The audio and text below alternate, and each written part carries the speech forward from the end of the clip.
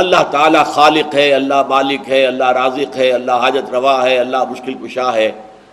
چلیے یہ تو عقیدہ ہو گیا. اللہ بادشاہ ہے، اس کا حکم مانو. ان الحکم الا للہ، بادشاہت اس کی ہے، زمین اس کی ہے، اس پر اس کا حکم نافذ کرو. یہ ہے دین کا وہ حصہ جو لوگوں کے ذہنوں سے نکل گیا. بس توحید، جو بڑے سے بڑے موحدین ہیں وہ بھی توحید فی العقیدہ اور توحید فی الطلب. یہ امام ابن تیمیہ رحمۃ اللہ علیہ نے اضافہ کیا. توحید فی الطلب، لا مطلوب الا اللہ، لا مقصود الا اللہ، لا محبوب الا اللہ.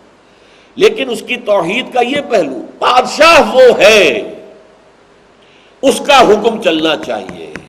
یہ زمین اس کی ہے، کائنات اس کی ہے، آسمانوں میں اسی کا حکم چل رہا ہے. زمین میں فساد ہو گیا ہے، زمین میں بغاوت ہے. اس انسان نے اور جنات نے بغاوت کی ہے. ان کو کچھ اختیار دیا گیا تھا، تھوڑا سا اختیار تھا. کتنا اختیار ہے ذرا کبھی اندازہ کیجئے. مجھے اپنے وجود پر اختیار نہیں ہے. میری زندگی اس قلب کی حرکت سے ہے، کیا میرے کنٹرول میں ہے؟ یہ اس حرکت کا کوئی کنٹرول میرے پاس ہے؟ میری اتنیوں کی حرکت ہے جس سے کہ غذا چل رہی ہے، جاتی ہے، پھر فضلہ بنتی ہے، باہر خارج ہوتی ہے. کیا مجھے کوئی کنٹرول حاصل ہے؟ مجھے اپنے وجود پر کوئی کنٹرول حاصل ہے؟ قطعاً کوئی حاصل نہیں. اللہ تعالیٰ کا قانون میرے اندر جاری و ساری ہے. میرے ایک ایک سیل پر اللہ کے قانون کی حکومت ہے. خون کی گردش ہو رہی ہے، وہ میرے اختیار میں تو نہیں. کوئی ایک سیل بھی ایسا ہو کہ جو خون کی اس گردش سے استفادے سے محروم رہ جائے، it will be dead. تو معلوم یہ ہوا کہ کتنی ہماری. پھر سوچئے، ہمیں ہندوستان میں پیدا کر دیا گیا، کیا میرا چوائس تھا؟ آپ کا چوائس تھا؟ ہمیں جس ماحول میں پیدا کیا گیا، کیا یہ میرا اور آپ کا چوائس تھا؟ ہم جن والدین کے ہاں پیدا ہوئے ہیں، کیا یہ ہمارا چوائس تھے؟ ہمیں جو جینز ملے ہیں، کیا یہ ہمارا چوائس تھے؟ تو ہم تو جکڑے ہوئے ہیں. اسی وجہ ہے کہ بہت سے لوگوں نے کہا کہ انسان مجبور محض ہے. نہیں، مجبور محض نہیں ہے. جو کچھ اللہ نے دیا ہے اس سے ہمارا ایک شاکلہ تیار ہو گیا ہے، ایک پیٹرن بن گیا ہے شخصیت کا. اس پیٹرن سے باہر ہم نہیں جا سکتے، جس کو ہم انگریزی میں کہتے ہیں we can't outgrow over skin. میں جتنا موٹا ہوں اور موٹا ہو جاؤں گا اور موٹا ہو جاؤں گا تو میری جو یہ کھال ہے پھیلتی جائے گی، میں اپنی کھال سے باہر تو نہیں نکل سکتا. تو اسی طریقے سے وہ جو شاکلہ بن گیا ہے، اس شاکلہ سے باہر آپ نہیں جا سکتے. بٹ ود ان دیٹ شاکلہ خیر اور شر کا اختیار آپ کو دے دیا گیا ہے. اچھا کرے، کم برا کام کرے، اس کا اختیار ہے. اما شاکرا و اما کفورا. چاہے شکر گزار بن جاؤ، چاہے کفران نعمت کی روش اختیار کر. فمن شاء فلیؤمن ومن شاء فلیکفر.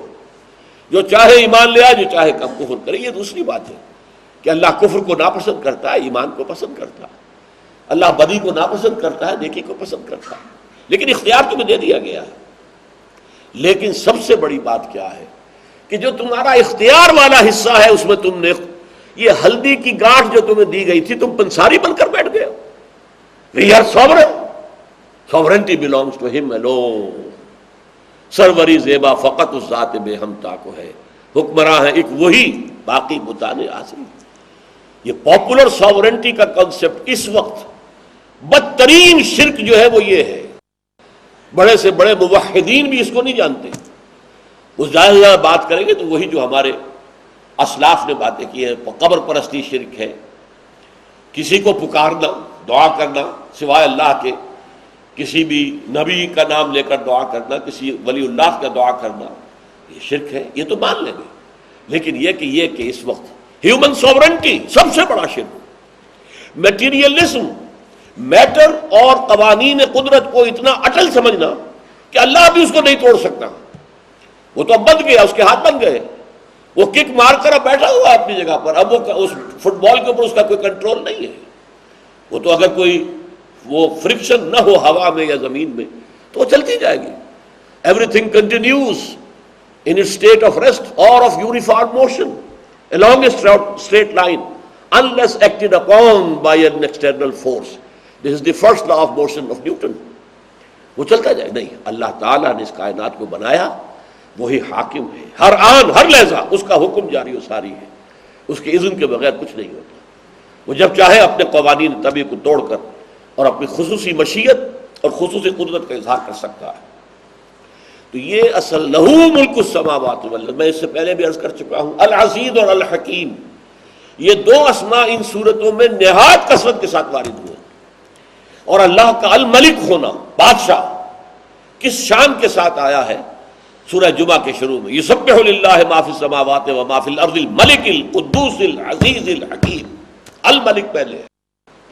سورہ حشر کے آخر میں وہ آیت جس میں کہ سب سے بڑا گلدستہ قرآن مجید میں اللہ تعالیٰ کے اسماء آیا ہے، الملک القدوس السلام المومن المہیمن العزیز الجبار المتکبر. یہ اسماء، یہ وہ چیز ہے جو ہمارے ذہنوں سے اوجھل ہو گئی. دینداری باطل کے نظام کے تحت ہم دیندار ہیں، نماز روزہ کرتے ہیں. باطل کے نظام کو ذہناً تسلیم کیا ہے تو آپ اللہ کے غدار ہیں، آپ اللہ کے باغی ہیں. ڈونٹ ریکنسائل ود اٹ، ذہناً تسلیم نہ کرو.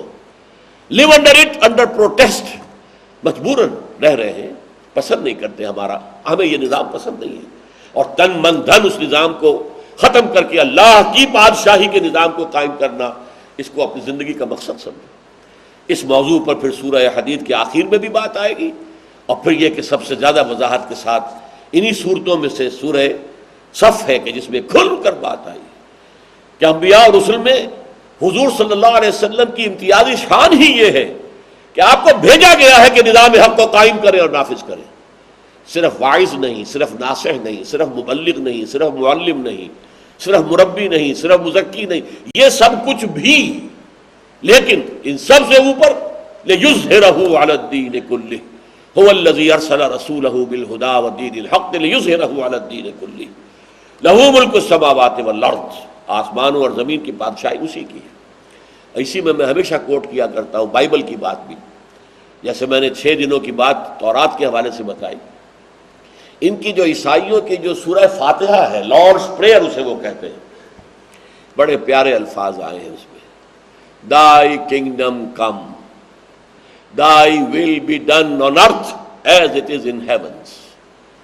اے رب تیری بادشاہی آئے، تیری حاکمیت آئے، تیری حکومت اور سلطنت قائم ہو جائے، اور تیری مرضی جیسے آسمانوں میں پوری ہو رہی ہے. یہ سارے گیلیکسیز اللہ کے حکم کے اندر بندھے ہوئے چل رہے ہیں. یہ سورج اور چاند جو ہے وہ اللہ کے حکم کے اندر بندھا ہوا حرکت کر رہا ہے. جیسے تیری مرضی آسمانوں میں پوری ہو رہی ہے، اے رب اس زمین پر بھی تیری مرضی پوری ہو، تیرا حکم نافذ ہو. بس دعا مانگ لینے سے کچھ نہیں ہوتا جب تک کہ اس کے لیے جد و جہد نہ کی جائے، محنت نہ کی جائے. تو فرمایا لہو ملک السماوات والارض وإلی اللہ ترجع الامور.